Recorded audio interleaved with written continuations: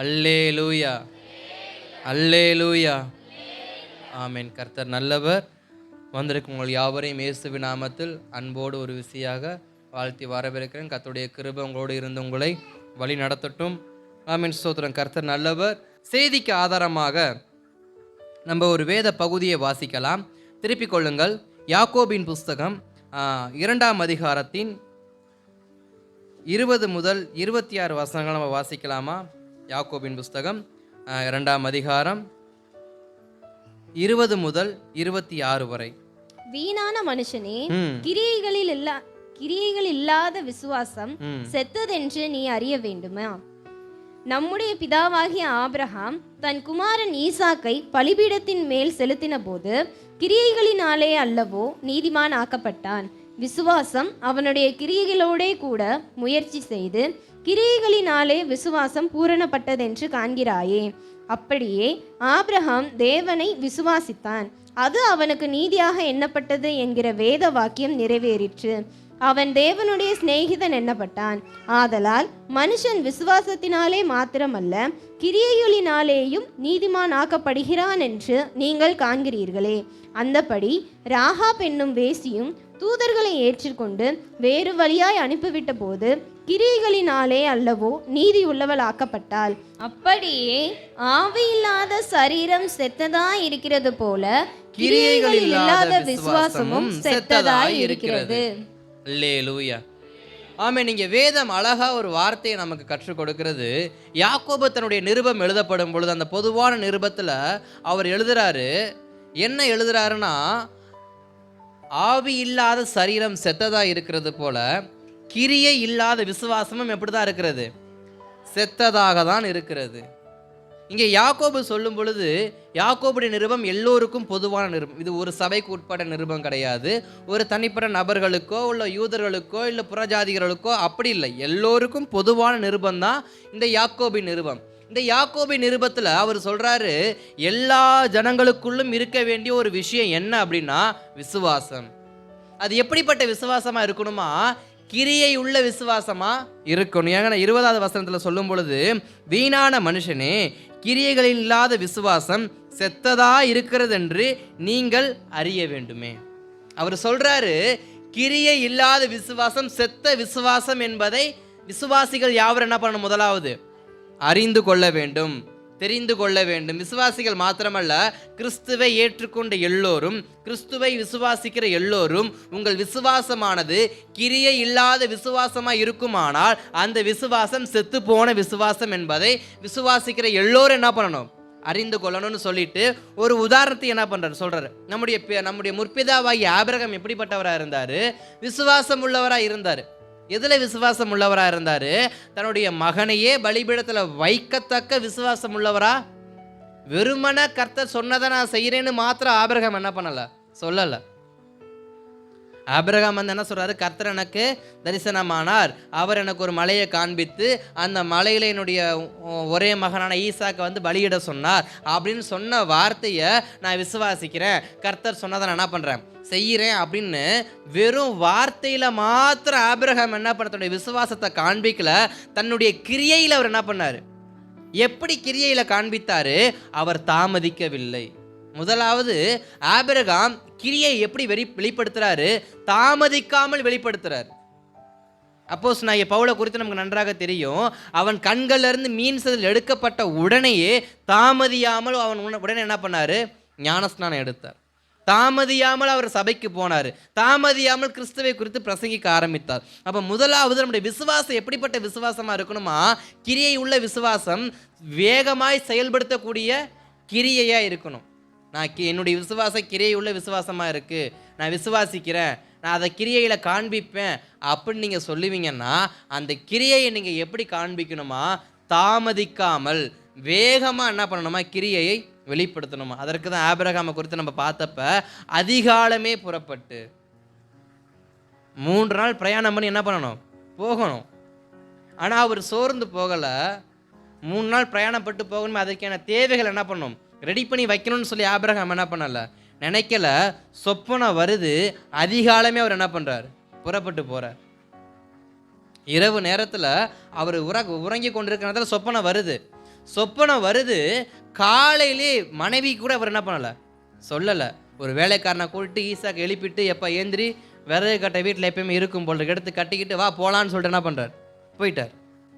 Abraham தன்னுடைய கிரியை எப்படி காண்பிக்கிறாரு, தம்முடைய விசுவாசம் எப்படி காண்பிக்கிறாரு, கிரியையில் காண்பிக்கிறாரு. அந்த கிரியையை உடனே என்ன பண்ணுறாரு, காண்பிக்கிறார். அப்போ நமக்குள்ள விசுவாசம் இருக்கு, ஆனால் நம்முடைய விசுவாசம் எப்படிப்பட்ட விசுவாசமா இல்லை, கிரியை உள்ள விசுவாசமா இல்லை.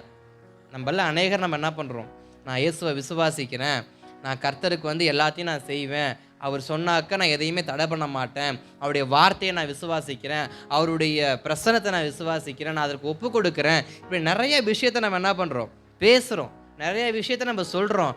ஆனால் அது எல்லாமே கிரியையில் இருக்கான்னு கேட்டால் அது இல்லை. அதை தான் யாக்கோபு சொல்கிறாரு, வீணான மனுஷனே, கிரியைகள் இல்லாத விசுவாசம் செத்ததென்று நீ அறிய வேண்டுமே. அப்போ நம்ம இன்னைக்கு அறிய வேண்டிய ஒரு விஷயம் என்ன, நான் விசுவாசிக்கிறேன், அந்த விசுவாசம் கிரியை உள்ளதா இருக்கா? ராகாப் என்னும் வேசியை குறித்து இங்கே வேதம் அழகா சொல்லுகிறது. 25வது வசனத்தில் ராகாப்பை குறித்து சொல்கிறாங்க. ராகாப் எப்படி நீதிமானாக மாறினாங்களாம், தன்னிடத்தில் வந்த இஸ்ரவேல் தூதர்களை அவங்க மறைத்து வைத்து அவர்கள் உயிரை காப்பாற்றி, அந்த வசனத்தை நமக்கு அழகா சொல்லப்பட்டிருக்கு யோசுவாவின் புஸ்தகத்தில்.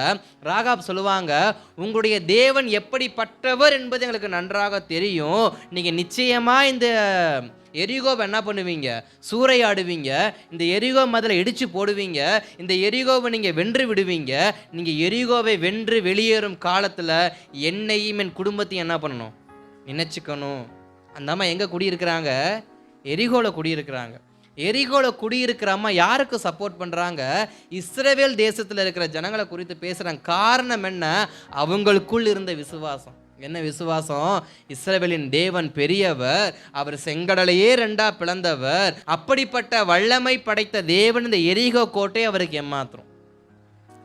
நம்ம பாதுகாப்பா இருக்க நினைக்கிற இந்த எரிகோ கோட்டை ஏமாத்திரம், இந்த எரிகோ நிச்சயமா இடிந்து விழதான் போகுது. இங்க இஸ்ரவேல் ஜனங்களுக்குள் வரக்கூடிய விசுவாசம் முதலாவது யாருக்குள்ள வந்துச்சுன்னு நம்ம பார்க்குறோம், ராகாப்புக்குள்ள வந்துருச்சு. இவங்க 7 நாள் சுற்றி எக்காலத்தை ஊதி தான் என்ன பண்ணாங்க, எரிகோ கோட்டையை வீழ்த்தினாங்க. ஆனால் அதற்கு முன்பாகவே ராகாப்புக்கு ஒரு விசுவாசம் வந்துருச்சு, நிச்சயம் அந்த எரிகோ கோட்டை என்ன பண்ண போகுது, இடிந்து விழதான் போகுது. இந்த எரிகோல இருக்கிற ஜனங்கள் பூரா என்ன தான் பண்ண போகிறாங்க, மடிந்து விழதான் போகிறாங்க. ராஜா மண்டியிட தான் போகிறாரு. தன் உயிரை என்ன பண்ணுவோம், முதலாவது காப்பாற்றிக்கணும்னு சொல்லி இஸ்ரவேல் தேவன் என்ன பண்ணாங்க, விசுவாசிச்சாங்க. அதனால் அந்த அம்மா என்ன பண்ணப்பட்டாங்க, அவங்க விசுவாசித்தது போலவே எரிகோ கோட்டை விழுந்தது. அவங்க விசுவாசித்தது போலவே இஸ்ரவேல் ஜனங்கள் எரிகோவை மேற்கொண்டாங்க. அவங்க விசுவாசத்தின் பிரகாரமாகவே அவர்களும் அவர்கள் குடும்பமும் அன்றைக்கு காக்கப்பட்டது.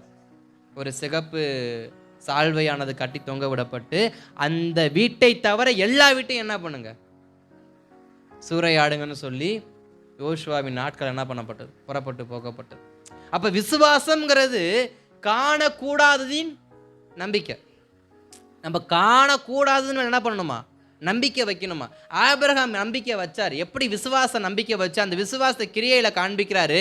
என் மகன் திரும்பி வந்தாலும் சரி, என் மகன் திரும்பி வராவிட்டாலும் சரி, என் தேவனுக்குரியதை நான் என்ன பண்றேன், செய்கிறேன். அந்த விசுவாசத்தை கிரியையில காண்பித்தாரு. கிரியையில காண்பித்ததுனால ஆபிரகாம் நீதிமானாக மாற்றப்பட்டார், இயேசுவுக்கு தேவனுக்கு சிநேகிதனாக காணப்பட்டார். இங்கே ராகாப்பும் தன் விசுவாசத்தை எப்படி காண்பிக்கிறாங்க, கிரியையில காண்பிக்கிறாங்க. எரிகோ கோட்டையில் இருக்கிற, எரிகோவில் இருக்கிற காவலாளிகள் வந்து கேட்டுமே இஸ்ரவேலின் தூதர்கள் என்ன பண்ணல, அவங்க காட்டி கொடுக்கல. அவங்க அங்கிட்டு போனாங்க, மேகம் சூரியன் அஸ்தமமாக போகுது, சீக்கிரம் என்ன பண்ணுங்க, ஓடி போய் பிடிச்சிக்குங்க, இல்லைன்னா தப்பிச்சு போயிடுவாங்க. இவ்வளோதான் அவங்க சொன்னது. அப்போ நம்ம ரெண்டுதுலையும் வச்சு பார்க்குறோம், விசுவாசிக்கிறாங்க, அதை கிரியையில் என்ன பண்ணுறாங்க, காண்பிக்கிறாங்க. ராகாப் வந்து ஆமாம் நிச்சயமாக எரிகோ கோட்டை விழதான் போகிறது, அதனால எங்கள் வீட்டில் உங்களுக்கு இடம் இல்லை, நீங்கள் வெளியில் போயிருங்க, நீங்கள் வந்து இந்த கோட்டையை சூறையாடும்போது என்னை காப்பாற்றுங்கன்னு சொன்னால் காப்பாற்றிருப்பாங்க. அவங்க ஒரு கிரியை செய்கிறாங்க. என்ன கிரியை செய்கிறாங்க, தன் உயிரை காப்பாற்றுவதற்கு வந்த தூதர்களின் உயிரை அவங்க என்ன பண்ணுறாங்க, முதலாவது மறைத்து காப்பாற்றுறாங்க. அதுதான் கிரியை. வெறும் வாயில் சொல்கிறது விசுவாசம் அல்ல, செயல்படுத்த வேண்டியது தான் விசுவாசம். அதனால் இன்றைக்கு செய்திக்கு தலைப்பு என்னவென்று சொன்னால், கிரியை இல்லாத விசுவாசம். இன்னைக்கு நம்மள எத்தனை பேருக்கு இந்த கிரியை இல்லாத விசுவாசம் இருக்கு? விசுவாசம் இருக்கும், ஆனால் கிரியை இருக்காது. ஜெபம் பண்ணால் சரியாகுன்னு தெரியும், ஆனால் ஜெபம் என்ன பண்ண மாட்டோம்? பண்ண மாட்டோம். ஜெபம் பண்ணால் சூழ்நிலை மாறும்னு தெரியும், ஆனால் ஜெபம் என்ன பண்ண மாட்டோம்? பண்ணவே மாட்டோம். இயேசுவால் அது கூடாத காரியம் இல்லைன்னு நமக்கு தெரியும், ஆனால் விசுவாசிக்க மாட்டோம். மனுஷனால் இது கூடாது, தேவனால் எல்லாம் கூடுன்னு தெரியும், ஆனால் விசுவாசிக்க மாட்டோம். அப்போ இங்கே நம்ம கற்றுக்கொள்ள வேண்டியது, இயேசுவால் எல்லாம் கூடுன்னு எனக்கு தெரியும், இயேசுவால் செய்யக்கூடாத அற்புதம் ஒன்றும் இல்லைன்னு எனக்கு தெரியும், அவர்கிட்ட போனால் மரித்தவனும் உயிரோட எழும்புவான்னு எனக்கு தெரியும், எப்பேற்பட்ட வியாதியஸ்தனாக இருந்தாலும் வியாதி சுகமாகும்னு தெரியும், ஆனால் அதை நான் விசுவாசிக்க மாட்டேன். நான் விசுவாசிப்பேன், ஆனால் அதை என் கிரியையில் என்ன பண்ண மாட்டேன்? காண்பிக்க மாட்டேன். ஒரு கூட்டம் விசுவாசிக்காத கூட்டம், ஒரு கூட்டம் விசுவாசித்தாலும் அதை கிரியையில் என்ன பண்ண மாட்டாங்க? காண்பிக்க மாட்டாங்க. நம்ம சொல்லுவோம், எப்பா நீ விசுவாசத்தோடு இருக்க, நான் இல்லைன்னு சொல்லலை, அதை என்ன பண்ணுவோம்? கிரியையில் கொஞ்சம் காட்டு. நான் இயேசுவை நேசிக்கிறேன் அப்படின்னா அதை கிரியையில் என்ன பண்ணு? காட்டு. பேதுரு இயேசுவை நேசிச்சார், யூதாசும் இயேசுவை நேசிச்சார், மத்தேயு இயேசுவை நேசிச்சார், எல்லாருமே இயேசுவை நேசிச்சாங்க. ஆனால் அதை கிரியையில் காண்பித்தது 12 பேர் மட்டும்தான். கூடவே என்ன பண்ணாங்க? இருந்தாங்க. அப்போஸ்தலனாகிய பவுல் இயேசுவை நேசிச்சார், அது அவர் கிரியையில் எப்படி காமிச்சாரு? தன்னுடைய மீன் செதில் எடுக்கப்பட்ட உடனே தன்னை இயேசுவுக்கு என்ன பண்ணார்? ஒப்பு கொடுத்துட்டார். வேற வேலைக்கு அவர் போகலை, வேற யார்கிட்டையும் போய் அவர் தர்க்கம் பண்ணல, வேற யாருக்கிட்டையும் போய் எந்த ஒரு விஷயத்தையும் அவர் பேசலை. தனக்கு அற்புதம் நடந்த உடனே இயேசு என்ன பண்ணார்? தன்னுடைய ஜீவிய முழுவதும், மரண தருவாய் முழுவதும் தன் கிரியையில் அவர் என்ன பண்ணார்? இயேசுவை விசுவாசிக்கிறேன் என்பதை அவர் காண்பித்துக்கிட்டே இருந்தார். அதனால தான் வேதம் சொல்லப்பட்டிருக்கும், முந்தி இவன் சபையை துன்புறுத்துகிறவனாக இருந்தான், இப்பொழுது இவன் சபையை நேசிக்கிறவனாகவும் சபைக்கு சுவிசேஷம் சொல்லுகிறவனாகவும் சபையை ஏற்படுத்துகிறவனாகவும் விசுவாசத்தில் குன்றி போனவர்களை விசுவாசத்தில் பலப்படுத்தும்படியாக பவுல் அந்த ஊழியத்தை என்ன பண்ணுறார்? செஞ்சுக்கிட்டு இருக்கார். காரணம் என்ன? தாமதியாமல் உடனே இயேசுவை அவர் என்ன பண்ணுறாரு? கிரியைகளை வெளிப்படுத்த ஆரம்பிக்கிறார். சரி, இன்றைக்கு எத்தனை பேர் நம்முடைய விசுவாசத்தை கிரியையில் காண்பித்துட்டு இருக்கோம்? புறஜாதிகள் மத்தியில், ரட்சிக்கப்படாதவங்க மத்தியில். நம்ம ரட்சிக்கப்பட்டிருக்கோம், விசுவாசிகளுக்குள்ள நான் விசுவாசம் உள்ளவன், நான் ஜெபிக்கிறவன், நான் கொடுக்கிறவன், நான் தியானம் பண்ணுகிறவன், இதெல்லாம் ஒரு புறம் இருக்கட்டும். இயேசுவை ஏற்றுக்கொள்ளாத அவ்விசுவாசிகள் முன்பாக நம்முடைய விசுவாசம் என்கிற கிரியை எப்படி வேலை செய்கிறது? நம் விசுவாசிகள் அப்படிங்கிறதுக்கான கிரியைகள் எப்படி வேலை செய்கிறது? அதை நம்ம கொஞ்சம் என்ன பண்ணணும்? நம்முடைய தனிப்பட்ட விதத்தில் நம்ம யோசிக்கணும். நான் இயேசுவை விசுவாசிக்கிறேன், ஆனால் என் கிரியை எப்படிப்பட்டதாக இருக்குது? நான் இயேசுவை ஆராதிக்கிறேன், என் கிரியை எப்படிப்பட்டதாக இருக்குது? நான் இயேசுவுக்கு நான் ஸ்தோத்திரம் உண்மையாக இருக்க விரும்புகிறேன், என் கிரியை எப்படிப்பட்டதாக இருக்குது? நான் ஞாயிற்றுக்கிழமைனா பைபிளை தூக்கிட்டு சபைக்கு வரேன், என் கிரியை எப்படி இருக்குது? நான் காலையிலேருந்து சாயந்தரம் வரைக்கும் ஸ்தோத்திரம் சொல்கிறேன், நான் காலையிலேருந்து ஜெபம் பண்ணுறேன், நான் காலையில் எனக்கு நேரம் கிடைக்கும் போதெல்லாம் தேவனோடு நான் பேசுகிறேன், என் கிரியை எப்படிப்பட்டதாக இருக்குது? நான் தவறாமல் நான் கர்த்தருக்கு கொடுக்குறேன், என் கிரியை எப்படிப்பட்டதாக இருக்குது? நம்ம தியானிக்கணும், என் கிரியை எப்படிப்பட்டதாக இருக்குது? விசுவாசத்தை எல்லாருக்குள்ளேயும் இருக்குது, நம்ம எல்லோரும் ஜெபிக்கிறோம், நம்ம எல்லோரும் நடக்கும்னு நம்புகிறோம், ஆனால் கிரியை அது ரொம்ப ரொம்ப முக்கியமானதாக இருக்குது. அப்போ அந்த கிரியையை குறித்து ஒரு 3 விதமான சத்தியத்தை நம்ம தியானித்துட்டு, இந்த விசுவாசத்தின் கிரியை ஒப்பிட்டு நம்ம தியானித்து நம்ம இந்த சத்தியத்தை நம்ம என்ன பண்ணுறோம்? முடிக்கலாம். முதலாவது, விசுவாசம் நமக்கு பிழைப்பை என்ன பண்ணும்? கிரியை உள்ள விசுவாசம் நமக்கு பிழைப்பை உண்டு பண்ணும். கிரியை உள்ள விசுவாசம் நமக்கு பிழைப்பை உண்டு பண்ணும். 2வது, கிரியை உள்ள விசுவாசம் அற்புதங்களை பெற்றுக்கொள்ள செய்யும். கிரியை உள்ள விசுவாசம் அற்புதம் உண்டாக்கும். 3வது, கிரியை உள்ள விசுவாசம் தைரியத்தை உண்டாக்கும். கிரியை உள்ள விசுவாசம் தைரியத்தை உண்டாக்கும். புரியும்படி சொல்கிறேன். பிழைப்பை உண்டாக்கும் விசுவாசம், அற்புதத்தை உண்டாக்கும் விசுவாசம், தைரியத்தை உண்டாக்கும் விசுவாசம். நமக்குள்ள கிரியை இருந்தால் நமக்கு பிழைப்பு உண்டாகும், நமக்குள்ள கிரியை இருந்தால் நமக்குள்ள அற்புதம் நடக்கும், நமக்குள்ள கிரியை இருந்தால் நமக்கு தைரியம் என்ன பண்ணும்? உண்டாகும். இந்த 3 காரியத்தை நம்ம இன்றைக்கி என்ன பண்ண தியானித்து இந்த சத்தியத்தை நம்ம நிறைவு செய்வோம். வாசிக்கலாம். ஆபகுக் தீர்க்க தரிசனம் 2ஆம் அதிகாரத்தின் 3வது வசனத்தை நம்ம வாசிக்கலாம். ஆபகுக் தீர்க்க தரிசனம் 2ஆம் அதிகாரம் அதன் 3வது வசனத்தை நம்ம 4வது வசனத்தை வாசிக்கலாம். இதோ அகங்காரியாய் இருக்கிறானே, அவனுடைய ஆத்துமா அவனுக்குள் செம்மையானதல்ல, தன் விசுவாசத்தினாலே நீதிமான் பிழைப்பான். தன் விசுவாசத்தினாலே நீதிமான் பிழைப்பான். இதற்கு கொடுக்கப்பட்ட சத்தியம் நமக்கு நன்றாக தெரியும். அதற்கு முன்பாக வாசிக்கப்பட்ட வசனத்துல தரிசனத்தை குறித்தும் வாக்குத்தத்தத்தை குறித்து நமக்கு என்ன பண்ணப்பட்டிருக்கு, சொல்லப்பட்டிருக்கு. நம்ம போன வாரம் என்ன பண்ணோம், நம்ம தியானித்தோம். குறித்த காலத்துல தரிசனம் இன்னும் வைக்கப்பட்டிருக்கிறது. அது முடிவிலே விளங்கும், அது பொய் சொல்லாது, அது தாமதித்தாலும் அதற்கு காத்திரு, அது நிச்சயமாய் வரும், தாமதிப்பதில்லை. இதோ அகங்காரியா இருக்கிறேனே, அவனுடைய ஆத்துமா அவனுக்குள் செம்மையானதல்ல, தன் விசுவாசத்தினாலே நீதிமான். அப்ப இங்க வாக்கு தத்தம் சொல்லப்பட்டு கீழே ஒரு வார்த்தை சொல்லப்படுகிறது. வாக்கு தத்தம் நிறைவேற வேண்டும் என்றால் அவனுடைய விசுவாசம் எப்படிப்பட்டதா இருக்கணும், கிரியையா இருக்கணும். அப்படி விசுவாசம் கிரியை உள்ள விசுவாசமா இருக்கணும். கர்த்தர் ஒரு வாக்கு தத்தம் கொடுத்துருக்கிறாரு, அதை குறித்த காலத்தில் அவர் என்ன பண்ணுவார், நிறைவேற்றுவார். அது தாமதிக்க மாட்டேன்னு சொல்லிட்டாரு, அதனால் நான் என்ன பண்ணேன், இழுத்து போத்திட்டு தூங்குறேன்னு சொன்னால், விசுவாசமான வார்த்தையை சொல்லிட்டு இழுத்து போத்திட்டு தூங்குனா வாக்கு தத்தம் வாழ்க்கையில் நிறைவேறுமா? நிறைவேறுமா? அப்போ குறித்த காலத்துக்கு தரிசனம் வைக்கப்பட்டிருந்தாலும், அது முடிவிலே விளங்கும்படி இருந்தாலும், அது தாமதியாமல் இருந்தாலும், அது நம்மை விரைந்து நமக்காக வரக்கூடியதாக இருந்தாலும், நம்ம எப்படிப்பட்டவங்களா இருக்கணுமா, விசுவாசம் உள்ளவர்களாக இருக்கணுமா. விசுவாசம் கிரியைகளை காண்பித்து நம் நீதிமானாக இருக்கும் பொழுது அந்த குறித்த காலத்திற்கு வைக்கப்பட்ட தரிசனம் நம்முடைய வாழ்க்கையில் என்ன பண்ணும், நிறைவேறும். அப்போ நம்ம பிழைக்கணும்னா அதை நம்ம கிரியைகளை காண்பிக்கணும். எப்படி கிரியையில், விசுவாசத்தின் நீதிமானாக என்ன பண்ணணும், காண்பிக்கணும். தன் விசுவாசத்தினால் நீதிமான் பிழைப்பான். அப்போ நம்முடைய விசுவாசம் நம்மளை என்ன பண்ண வைக்குமா, பிழைக்க வைக்குமா. திருப்பிக் கொள்ளலாம், எப்படி இந்த விசுவாசம் நம்மளை பிழைக்க வைக்கும், அதற்கு நான் என்ன கிரியை செய்யணும். விசுவாசம் நம்மளை பிழைக்க வைக்கும்.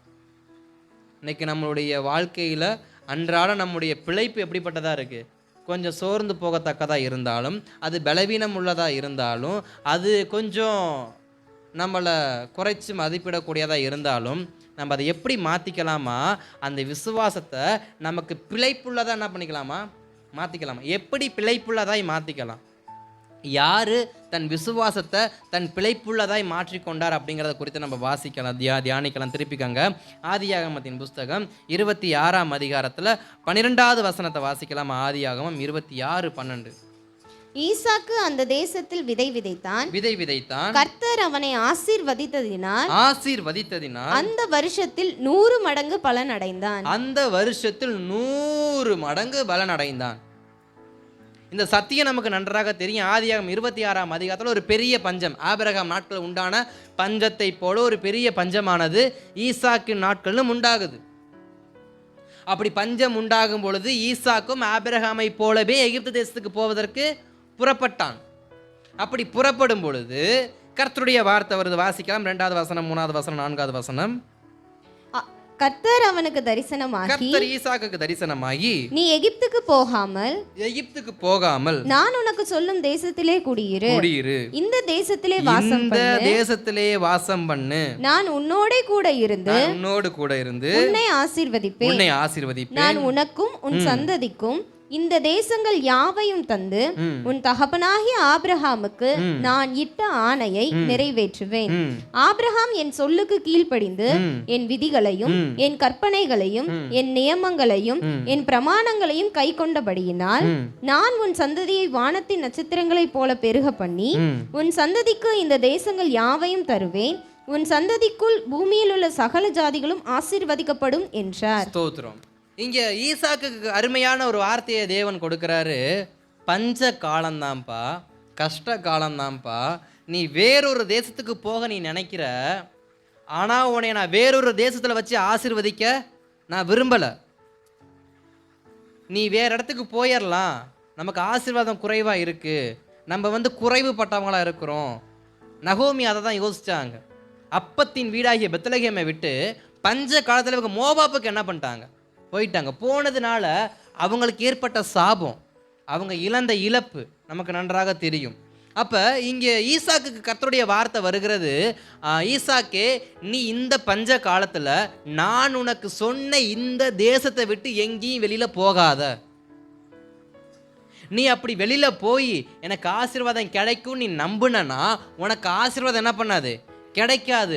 உனக்கு பிழைப்புக்காக நீ வேறொரு இடத்துக்கு நீ போகிறதா இருந்தா அந்த இடத்துல உனக்கு பிழைப்பு என்ன பண்ணாது, உண்டாகாது. உங்கள் அப்பா ஆபிரகாம் என்ன பண்ணார், இப்படி தான் போனார். ஆனால் கடைசியில் நடந்தது என்னாச்சு, அங்கே ஒரு பெரிய ஒரு தர்க்கம் ஏற்பட்டு, அங்கே ஒரு மன உளைச்சல் ஏற்பட்டு, ஆபிரகாம் நிமித்தம் சாராள் நிமித்தம் அங்கே ஒரு பெரிய வாதையே ஏற்பட நேரிட்டது. அப்புறம் கடைசியில் கர்த்தர் குறுக்கிட்டு அதை எல்லாவற்றையும் தாமதமாக்கி அதெல்லாம் இல்லாமல் போய் ஆபிரகாமை மறுபடியும் என்ன பண்ணார், அழைச்சி கொண்டு வந்தார். அப்போ இங்கே ஈசாக்குக்கு சொல்லும் பொழுது சொல்கிறாரு, உன் தகப்பன் செய்தது போல பிழைப்புக்காக எங்கேயாவது போகணும்னு என்ன பண்ணாத, நினைக்காது. இன்றைக்கி நம்மளும் சில சமயங்களில் நமக்கு ஒரு ஆதாயத்துக்காக நம்ம எங்கே வேணாலும் என்ன பண்ணுறாங்க போகிறவங்களாம் நம்ம சில சமயம் என்ன பண்ணுறோம் காணப்போ நம்முடைய ஆதாயத்துக்காக. இங்கே ஈசாக்குடைய ஆதாயத்துக்காக தான் ஈசாக்கு என்ன பண்ணுறாரு, தன் தேசத்தை விட்டு புறப்பட்டு போகிறாரு. அங்கே இது வரைக்கும் ஆசீர்வாதமாக இருந்தவர் தான், அங்கே ஒரு நீரூற்று இருந்தது உண்மை தான். ஆனால் பஞ்சகாலம் ஏற்பட்டதுனால கேணியில் தண்ணி இல்லை, கேணியில் தண்ணி இல்லாததுனால விளைச்சல் சரியாக விளையலை, விளைச்சல் சரியாக இல்லாததுனால அவருக்கு என்ன பண்ணல, பிழைப்புக்கு ஆதாரமாக எதுவுமே இல்லாமல் போயிடுச்சு. அப்போ இங்கே கர்த்தர் ஒரு வார்த்தை சொல்கிறாரு, நீ பிழைப்புக்காக அங்கே இங்கே என்ன பண்ணாத, ஓடாத. நான் சொல்கிற இடத்துல நீ என்ன பண்ணு, இருந்தால் மாத்திரம் போதும். இது கர்த்தருடைய வார்த்தை. இங்கே ஈசாக்குடைய கிரியை எப்படி நம்ம பார்க்குறோம் அப்படின்னா, அந்த பஞ்ச காலத்தில் இந்த தேசத்தை நீ குடியிருன்னா ஆண்டவர் சொன்னார். நல்லா யோசிச்சு பாருங்க, இந்த தேசத்தில் நீ குடியிருன்னு சொன்னார். ஆனால் தன் கிரியை ஈசாக்கு எப்படி தெரியுமா காண்பிக்கிறாரு, அந்த பஞ்ச காலத்துலையும் தன் வயல் அவர் என்ன பண்ணுறாரு, நடுகிறவராக இருக்கிறார். சரியான மழை இல்லை, சரியான தண்ணீர் இல்லை, ஆனாலும் தனக்கு கிடைத்த கொஞ்சம் தண்ணீரை வைத்து, தனக்கு கிடைத்த கொஞ்சம் தானியத்தை வைத்து அந்த வயலை அவர் உழுது, அந்த வயலை அவர் சுத்தம் செய்து, அந்த வயலை மறுபடியும் பண்படுத்தி அதில் விதைகளை தூவி அதை விளையச் செய்கிற தேவனுக்கு முன்பாக அவர் அப்படிப்பட்டவராக இருக்கிறாரு, காத்திருக்கிறார். இதுதான் கிரியை.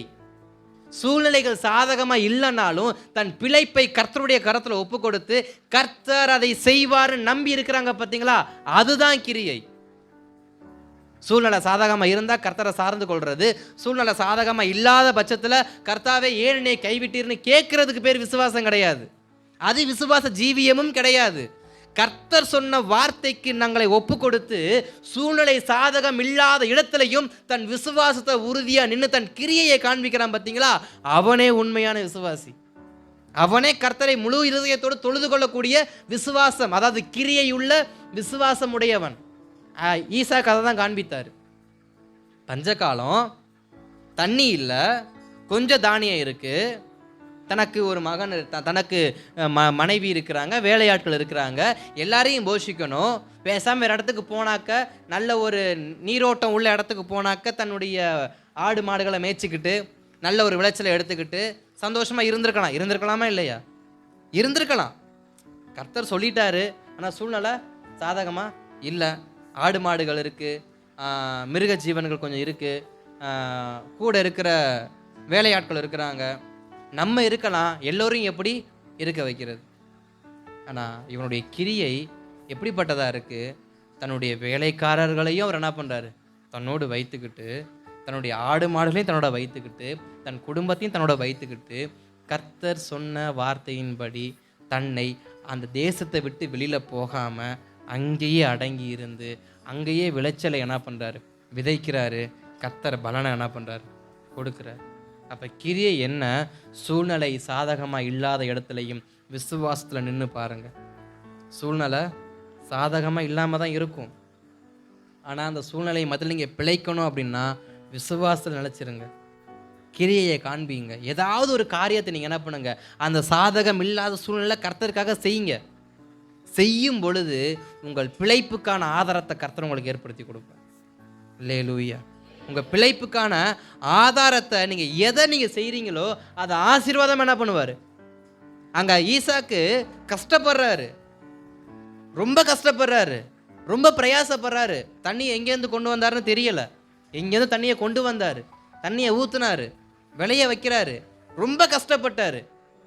ஆனால் வேதம் சொல்லுது, அவன் விதை விதைத்தான், கர்த்தர் 100 மடங்கு என்ன பண்ணார்? பலனை கொடுத்தார். இன்றைக்கு நம்மலாம் பிரயாசப்படுறோம், அந்த பிரயாசத்தில் கொஞ்சம் கிடைச்சா கூட போதும்னு தான் என்ன பண்ணுறோம். இன்றைக்கும் விவசாயிகள் விவசாயம் பண்ணுறாங்க. அவங்க எப்படி தெரியுமா சொல்கிறாங்க? நான் போட்ட முதல் எனக்கு கிடைச்சா போதும், லாபம் ஒன்றும் வேணாங்க, நான் போட்ட முதல் இருக்குது பார்த்தீங்களா, அது எனக்கு கிடைச்சா போதும். ஆனால் வேதம் எப்படி சொல்லுகிறது அப்படின்னா, சூழ்நிலை சாதகம் இல்லாத இடத்துல தன் விசுவாசத்தை கிரியையில் காண்பித்த ஈசாக்குக்கு 100 மடங்கு கர்த்தர் பலனை கொடுத்தார். அப்போ நம்ம எவ்வளவாய் நம்முடைய விசுவாசத்தை நம்ம கிரியையில் காண்பிக்கிறோமோ அவ்வளவாய் நம்முடைய பிழைப்புக்கான ஆசீர்வாதத்தை கர்த்தர் நம்முடைய கரத்தில் என்ன பண்ணுவார்? அது நம்மக்கிட்ட தான் இருக்குது. ஈசாக்கு ஆசீர்வதிக்கப்படுறதுக்கு பக்கத்து தேசத்துலேருந்து தானியத்தை கர்த்தர் என்ன பண்ணல, கொண்டு வரல. யாக்கோபு நாட்களில் பஞ்சம் உண்டாச்சு. அப்போ யாக்கோபு என்ன பண்ணாங்க? பக்கத்து தேசத்தில் போய் தானியத்தை என்ன பண்ணுங்க வாங்கிட்டு தன் பிள்ளைகளை அனுப்பி வச்சார். ஆனால் ஈசாக்குடைய வாழ்க்கை வரும்பொழுது பக்கத்து தேசத்துக்கு தானியம் வாங்க போகலை, இருக்கிற இடத்துலையே கர்த்தர் என்ன பண்ணார்? அப்போ எவ்வளவாய் தன்னுடைய கிரியையை அவர் காண்பித்திருப்பார். அனுதினமும் நான் இதை தியானிக்கும் பொழுது எனக்கு நோவா ஞாபகத்துக்கு வந்தார். நோவா பேழையை கட்டும் பொழுது எல்லாரும் தான் சொல்லியிருப்பாங்க, வண்டாவேன் பைத்தியக்காரன் சும்மா பேழையை கட்டிக்கிட்டு மழை வரப்போகுதுன்னு இருக்கான், மழையும் இல்லை ஒன்றும் இல்லை, கம்முன்னு போக மாட்டானே சொல்லியிருப்பாங்க. ஆனால் நோவா என்ன பண்ணல, தனக்கு கர்த்தர் சொன்ன வார்த்தையை தன் கிரியையில் என்ன பண்ணார்? காண்பித்தார். அந்த மழை காலத்தில் தன் குடும்பத்துக்கு அவர் பிழைப்பு என்ன பண்ணார்? ஏற்படுத்தி கொடுத்தார். நம்ம குடும்பத்துக்கு ஒரு பிழைப்பு வேணும்னு சொன்னால், சூழ்நிலை சாதகம் இல்லாமல் இருந்தாலும், ஜனங்கள் 1000 வார்த்தைகளை நம்மை பார்த்து சொன்னாலும், நமக்கு ஒரு வார்த்தையை கர்த்தர் சொல்லியிருக்காரு பார்த்தீங்களா, அந்த வார்த்தையை மாத்திரம் பிடித்து அந்த வார்த்தையில் நின்று அந்த வார்த்தையை நீங்கள் கிரியையில் காண்பிப்பீங்கன்னா முடிவு மகிமையாக கர்த்தர் என்ன பண்ணுவார்? காண்பித்து கொடுப்பார். அப்போ ஈசாக்கு விதை விதைக்கிறான். எப்படி விதை விதைக்கிறான்? கர்த்தருடைய வார்த்தைக்கு கீழ்ப்படிந்து. முதலாவது கிரியை எப்படி காண்பிக்கணும்? வேத வசனத்துக்கு கீழ்ப்படிந்து நம்முடைய கிரியை என்ன பண்ணணும்? காண்பிக்கணும். ரெண்டாவது நம்முடைய கிரியை எப்படி காண்பிக்கணுமா? விசுவாசமானது விதையை போல, விசுவாசமானது விதையை போல, அந்த விதையானது தனித்து தான் என்ன பண்ணணும்? இருக்கணும். தனித்து இருக்கும் பொழுது அந்த விசுவாசம் மண்ணுக்குள்ளே புதைக்கப்பட்ட அந்த விசுவாசம் வேறு ஊன்றி, புதைக்கப்பட்ட அந்த விசுவாசம் மண்ணுக்குள்ளிருந்து வெளியில் வந்து அந்த விசுவாசமானது ஒரு பெரிய மரமாக வளர்ந்து அந்த மரத்துக்கு கீழே அநேகரை என்ன பண்ண வைக்கும். ஈசாக்குடைய விசுவாசம் அப்படிப்பட்ட விதை போல விசுவாசம். அவன் விதைத்தான், 100 மடங்கு பலனை ஆண்டவர் என்ன பண்ணார்? கொடுத்தாரு. அவன் குடும்பம் காக்கப்பட்டது, அவன் வேலையாட்கள் குடும்பம் காக்கப்பட்டது. அவனுடைய விசுவாசம் மரம் போல என்ன பண்ணுது? வளர்ந்து நிற்குது. வேதமும் அதானே சொல்லுது, விதையானது தனித்திராவிட்டால் எப்படி பலன் கொடுக்கும்? விதையோடு விதை இருக்கிற வரைக்கும் விதைக்கான பலன் என்ன பண்ணாது? கிடைக்காது. ஒரு மூட்டை முழுக்க விதை நெல் இருக்குன்னு வச்சுங்களேன், அந்த விதை நெல் மூட்டையில் இருக்கிற வரைக்கும் அது என்ன பண்ணாது? பலன் கொடுக்காது. அந்த விதை நெல் மூட்டையிலிருந்து மண்ணுக்கு என்ன பண்ணணும்? வரணும். அது மண்ணுக்கு வந்தாதான், அது மண்ணில் பட்டதுக்கு அப்புறமா அந்த மண்ணுடைய தன்மையும் விதையும் ஒன்றாக கலந்து அது என்ன பண்ணும்? நெற்கதிராக முளைத்து வரும். அப்போ நம்முடைய விசுவாசம் மூட்டையில் கட்டி வச்சுருந்தோன்னா அது என்ன பண்ணாது? செயல்படாது. ஈசாக்கு தன்னுடைய விசுவாசம் மூட்டை கட்டி ஓரமாக வச்சுருந்து அது கிடக்கட்டு ஓரத்தில் அப்படின்ட்டு இவர் இருந்திருந்தாருன்னா இவர் ஒரு பெரிய மரமாக என்ன பண்ணியிருக்க முடியாது? வளர்ந்துருக்க முடியாது. இவருக்கு கீழே தன்னுடைய குடும்பத்தை அவர் காப்பாற்றிருக்க முடியாது. அவருக்கு கீழே தன்னை நம்பி இருக்கிற ஆடு மாடுகள் அந்த வேலையாட்கள் அவர் என்ன பண்ணியிருக்க முடியாது? காப்பாற்றியிருக்க முடியாது. எப்படி காப்பாற்றுறாரு? தன் விசுவாசத்தை மூட்டையிலிருந்து எடுத்து மண்ணுக்குள், அதாவது கர்த்தருக்குள் என்ன பண்ணுறாரு? புதைத்து வைக்கிறார். புதைத்து வைத்த ஈசாக்குடைய விசுவாசத்தை கர்த்தர் முளைக்க வைத்தார். அது மரமாக நின்றது. இன்றைக்கு உங்கள் விசுவாசத்தை கர்த்தருக்குள் என்ன பண்ணுங்க? விதைங்க. ஈசாக்கு விதைத்தது போல உங்கள் விசுவாசனையை கர்த்தருக்குள் விதைப்பீங்கன்னு சொன்னால் உங்கள் விசுவாசத்தை கர்த்தர் மரமாக மாற்றி அந்த மரத்துக்கு கீழே உங்கள் குடும்பம், உங்களை நம்பி இருக்கிற அநேக குடும்பத்தை என்ன பண்ணுவார்? கொண்டு வந்து நிறுத்துவார். அங்கே யோசிச்சிருப்பாங்களா மாட்டாங்களா? அநேக ஜனங்கள் இருந்தாங்க அந்த தேசத்தில், மற்ற ஜனங்கள் இருந்தாங்க. ஆனால் ஈசாக்கு மாத்திரமே என்ன பண்ணப்பட்டான்? 100 மடங்கு ஆசீர்வதிக்கப்பட்டான். எல்லோரும் ஆசீர்வதிக்கப்பட்டாங்க. கொஞ்சம் ஒரு 25%, ஒரு 30%, ஒரு 40% பிழைப்புக்கு ஏற்ற ஆசீர்வாதம் அவங்களுக்கு உண்டாச்சு. ஆனால் ஈசாக்கு மாத்திரம் கர்த்தரை நம்பி இருந்தபடியால், தன் விசுவாசத்தை அவருக்குள் வைத்திருந்தபடியால், அந்த விசுவாசத்தை கிரியையில் காண்பித்தபடியினால அவன் மாத்திரம் 100 மடங்கு ஆசீர்வாதத்தை என்ன பண்ணான்? பெற்றுக்கொண்டான். அப்போ இந்த நாட்களில் கர்த்தரிடத்துல விசுவாசத்தை வைங்க. அது கொஞ்சமாக இருந்தாலும் பரவாயில்ல, அதை கிரியையில் என்ன பண்ணுங்க, காண்மியம். மற்றவன் கண்களுக்கு பார்க்க அது கோமாளித்தனமாக இருந்தாலும் பரவாயில்ல. பஞ்ச காலத்தில் விதைக்கிறானே இவனுக்கெல்லாம் எப்பரா விளைச்சல் வரணும், மற்றவன் நம்மளை கோமாளியாக நினச்சாலும் பரவாயில்ல, உங்கள் கிரியையை விட்டுறாதீங்க. கர்த்தரிடத்துல நீங்கள் வச்சிருக்கிற அந்த அன்பு, அந்த விசுவாசம், அந்த கிரியை என்ன ஆனாலும் பரவாயில்ல, அதை விட்டு வெளியே வராதீங்க. வந்துட்டீங்க, உங்கள் ஆசீர்வாதத்தை நீங்கள் என்ன பண்ணிடுவீங்க, இழந்துருவீங்க. ஈசாக்கு மற்றவங்கள பார்த்துருந்தானா 100 மடங்கு ஆசீர்வாதத்தை ஈசாக்கு இழந்திருப்பான். ஈசாக்கு யாரையும் பார்க்கல, யார் பேச்சையும் கேட்கல. கர்த்தர் சொன்னபடி இந்த தேசத்தில் தானே இருக்க சொன்னார், இந்த தேசத்தில் தான் இருப்பேன். என் பிழைப்புக்கு நான் வயலை என்ன பண்ணுவேன், உழுகுவேன், அதை நடுவேன். அவர் எனக்கு என்ன பண்ணுவார், விளைய செய்வேன். அந்த கிரியை நமக்குள்ள இருக்கும் பொழுது நம்முடைய பிழைப்பையும் கர்த்தர் வர்த்திக்க பண்ணுவார். அல்லேலூயா. அப்போ பிழைப்பு உண்டாக்கும் விசுவாசம்னா நம்முடைய கிரியை நமக்கு பிழைப்பை என்ன பண்ணும், உண்டாக்கும். நம்முடைய கிரியை உள்ள விசுவாசம் நமக்கு ஒரு பிழைப்பை உண்டு பண்ணும். நம்ம இன்னைக்கு பிழைக்கிறதுக்கு, நம்முடைய ஜீவியத்துக்கு, நம்முடைய குடும்பத்துக்கு நம்ம எவ்வளவோ பிரயாசப்படுறோம். ஆனால் அது 100 மடங்கு ஆசீர்வாதத்தை நம்முடைய குடும்பத்துக்கு என்ன பண்ண முடிய மாட்டேங்குது, கொண்டு வந்து சேர்க்க முடிய மாட்டேங்குது. எவ்வளவு சம்பாதிச்சாலும் எவ்வளவு பிரயாசப்பட்டாலும் அது எப்படியோ என்ன பண்ணுது, செலவழிந்து போயிடுது. தன் குடும்பத்துக்கு அது 100 மடங்கு ஆசீர்வாதத்தை என்ன பண்ணுறதில்ல, கொடுக்கறது இல்லை. அப்போ நீங்கள் நம்ம ஜெபிக்க போகிறது எப்படின்னா, ஆண்டவரே நான் விசுவாசிக்கிறேன், நான் கிரியையை நான் ஒப்பு கொடுக்கிறேன், என் குடும்பம் ஆசீர்வதிக்கப்பட, என் குடும்பம் பிழைக்கப்பட, என் கிரியைகளை உமக்கு என்ன பண்ணுறேன், ஒப்புவிக்கிறேன். ஈசாக்கு காண்பித்தது போல இந்த கஷ்டமான நேரத்திலையும், இந்த ரொம்ப குறுகலான நேரத்திலையும் என்னுடைய கிரியையை, என்னுடைய விசுவாசத்தை நான் உமக்கு ஒப்புவிக்கிறேன், என்னை 100 மடங்கு என்ன பண்ணுங்க, ஆசீர்வதிங்க. நம்ம கர்த்தர்கிட்ட ஒப்பு கொடுப்போம்னு சொன்னால் நம்முடைய குடும்பத்திற்கு ஏற்ற பிழைப்பை கர்த்தர் நமக்கு என்ன பண்ணுவார், உண்டு பண்ணுவார். இதை எத்தனை பேர் விசுவாசிக்கிறீங்க? அல்லேலூயா, அல்லேலூயா. நமக்கு பிழைப்பை உண்டு பண்ண கர்த்தர் ஒருவர் இருக்கிறார்.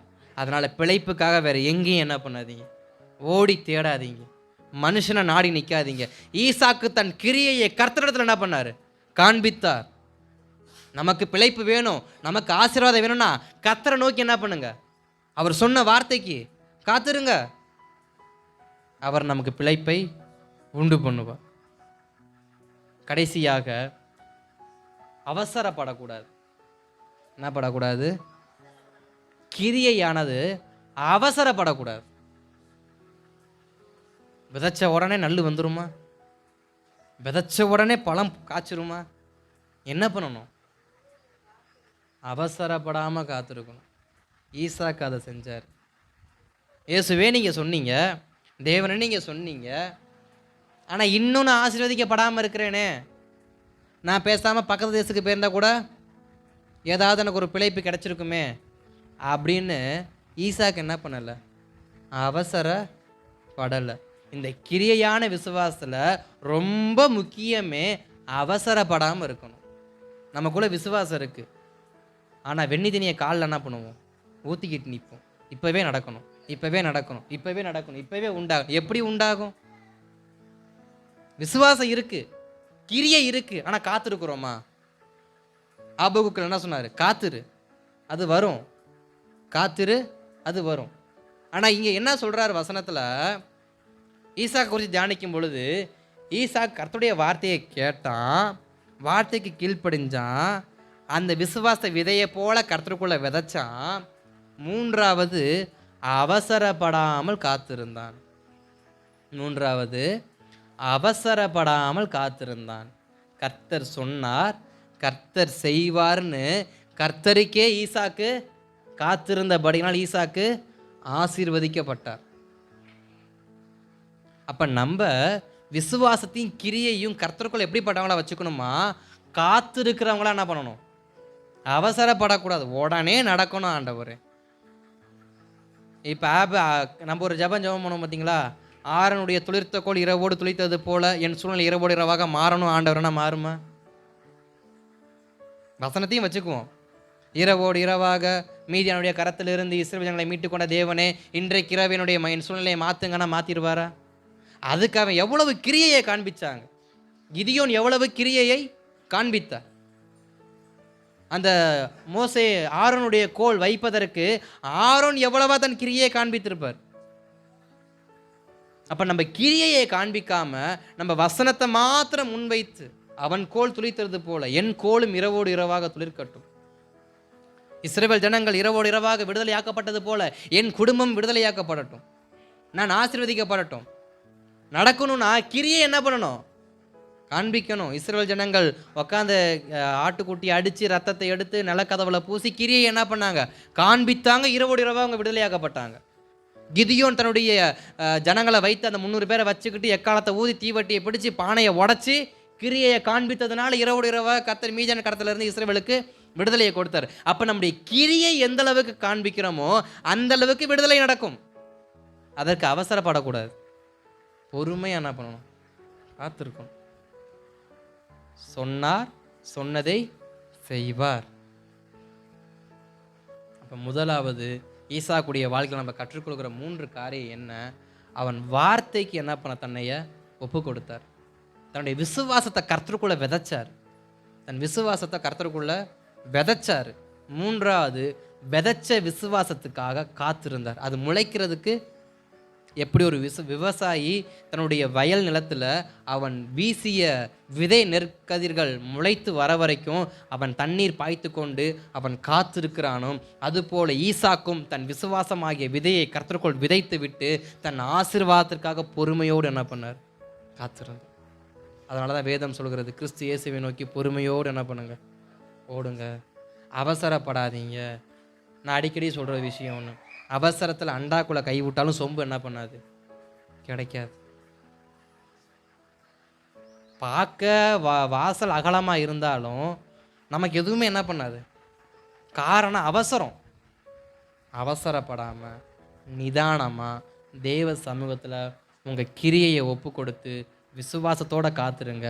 உங்கள் பிழைப்புக்கு கர்த்தர் ஒரு ஆசீர்வாதமான வாசல் என்ன பண்ணுவார்? திறப்பார். அல்லேலூயா. ஆமாம். 2வது வாசிக்கலாம். அப்படியே திருப்பிக் கொள்ளுங்கள். மத்தேயுவின் சுவிசேஷம் 9:29. மத்தேயு 9:29. நான் அவருடைய வஸ்திரத்தை ஆகிலும் தொட்டால் சொஸ்தமாவேன் என்று தன் உள்ளத்தில் எண்ணிக்கொண்டு அவர் பின்னாலே வந்து அவருடைய வஸ்திரத்தின் ஓரத்தை தொட்டால் இயேசு திரும்பி அவளை பார்த்து, மகளே, திடன்கொள், உன் விசுவாசம் உன்னை ரட்சித்தது என்றார். உன் விசுவாசம் உன்னை ரட்சித்தது என்றார். இங்கே ஒரு சகோதரியை குறித்து நம்ம என்ன பண்றோம்? பார்க்குறோம். இயேசுனுடைய வஸ்திரத்தை தொட்டா எனக்கு சுகம் உண்டாகும். அப்போ 2வது நான் சொன்னேன், அற்புதம் உண்டாக்கும் விசுவாசம். நம்முடைய வாழ்க்கையில் ஒரு அற்புதம் நடக்கணும் அப்படின்னா நம்ம கிரியை என்ன பண்ணணும்? காண்பிக்கணும். இங்கே இந்த அம்மா இந்த 29வது வசனத்தை மறுபடியும் வாசிங்களேன். அப்பொழுது அவருடைய கண்களை அவர் தொட்டு, உங்கள் விசுவாசத்தின்படி உங்களுக்கு ஆக கடவது என்றார். அப்போ அங்கே கண்ணு தெரியாத ஒருவர் என்ன பண்ணுறாரு? வராரு. அவருக்கு ஆசை தனக்கு கண்ணு தெரியணும் அப்படின்னு. எரிகோலேருந்து இயேசுநாதர் வராரு. அங்கே ஒரு பிறவி குருடன் இருக்காரு. பிறவி குருடன் சத்தம் போட்டு கேட்குறாரு, எனக்கு கண்ணு தெரியணும்.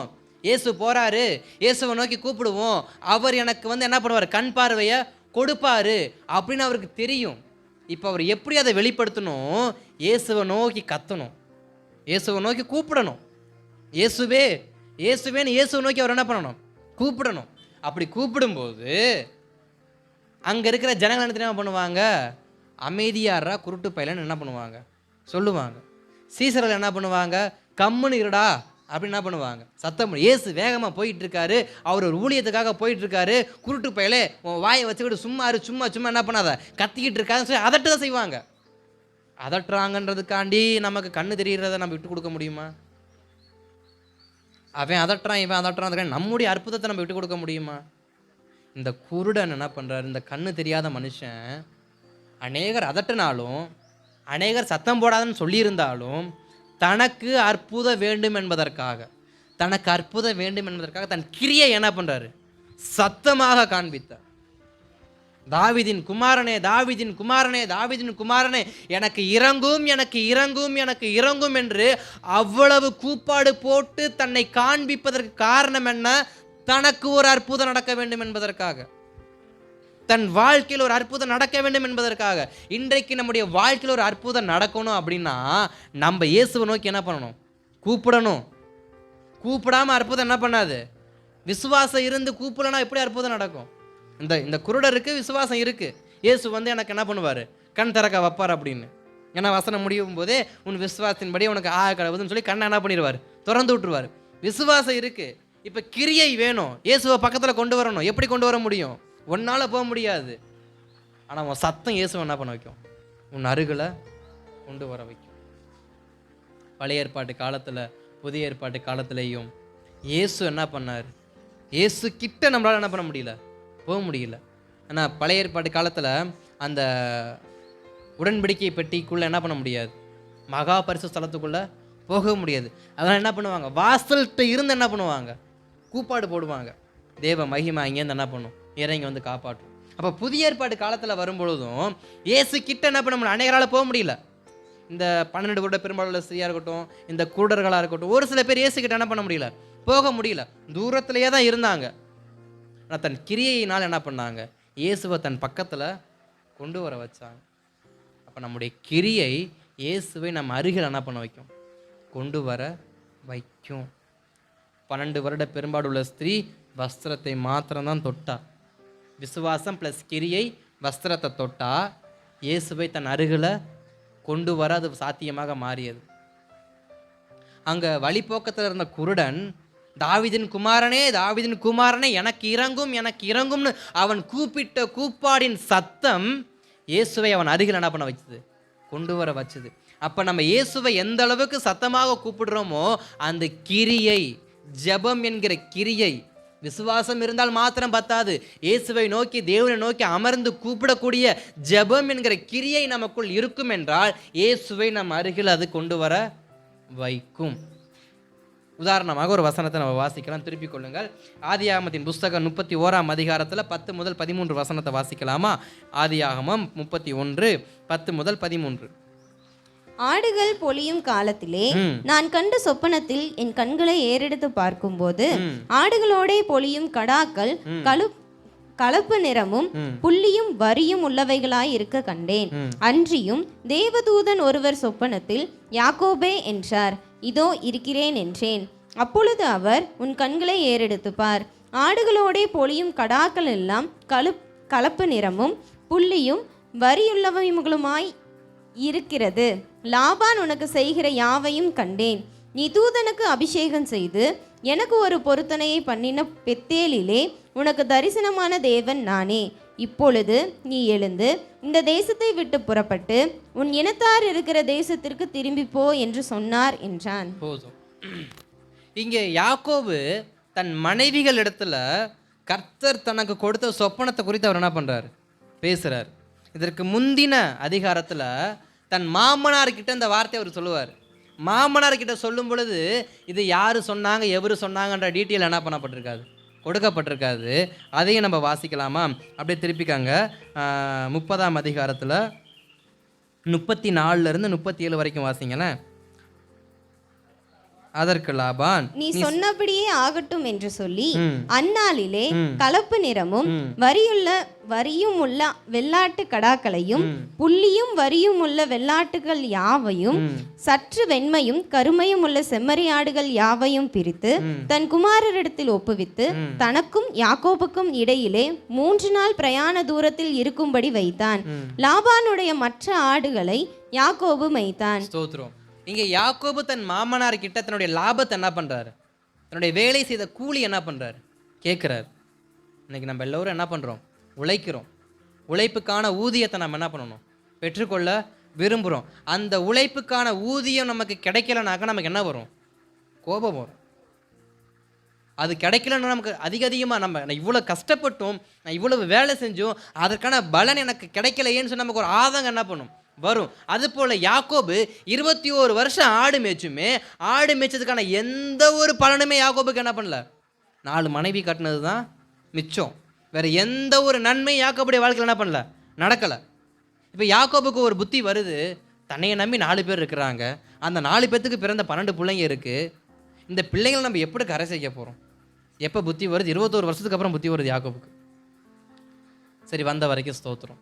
இப்போ யாக்கோபுக்கு அந்த புத்தி தெளிஞ்ச உடனே யாக்கோபு யோசிக்கிறாரு, தன் மனைவிகளையும் தன் பிள்ளைகளையும் எப்படி நம்ம காப்பாற்ற போகிறோம், நமக்கு எந்த ஒரு வருமானமும் இல்லையே, இதுவரைக்கும் நம்மளை மாமனார் அடிமையாக வச்சு நம்மளை ஏமாத்திட்டாரு, நமக்குன்னு எந்த ஒரு சொந்த ஆதாயம் உள்ள, நாளைக்கு தன் மனைவிக்கு ஒன்று தன் பிள்ளைக்கு ஒன்று நாள் எதை வைத்து தான் காப்பாற்ற போகிறன்ற அறிவு யாக்கோபுக்கு வந்த உடனே யாக்கோபு யோசிக்கிறாரு, நான் என்ன செய்கிறது, நான் என்ன செய்கிறது. நேராக மாமனார்கிட்ட போகிறாரு. மாமனாரே, இது வரைக்கும் நீங்கள் என்ன பண்ணீங்க, வச்சுருந்தீங்க,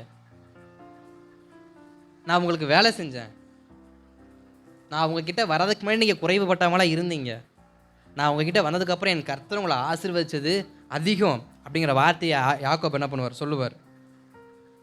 வாசிக்கலாம் 30வது அதிகாரத்தில் 27வது வசனத்தை வாசிக்கலாமா?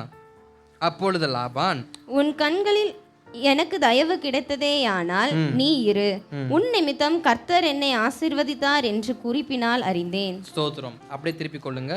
30வது வசனத்தை வாசிங்க.